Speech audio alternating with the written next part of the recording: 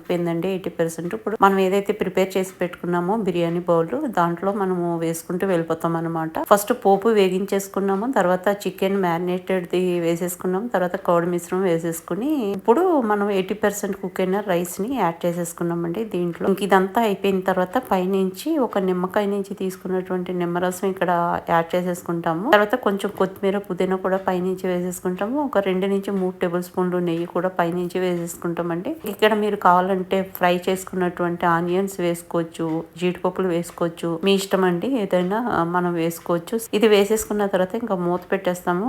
Direct flame కాకుండా కింద తవా పెట్టుకుని అది కొంచెం హీట్ అవుతుందండి. దాని మీద ఈ బిర్యానీ బౌల్ పెట్టేసి 40 to 45 మినిట్స్ మనం దమ్కి పెట్టేసుకుంటాము, చాలా లో ఫ్లేమ్ లో. ఇంకంతేనండి, గుమగుమలాడే చికెన్ బిర్యానీ రెడీ అయిపోతుందండి సర్వ్ చేయడానికి. ట్రై చేసి చూడండి, మీకు చాలా చాలా నచ్చుతుంది, చాలా ఫ్లేవర్ఫుల్గా ఉంటుంది అనమాట.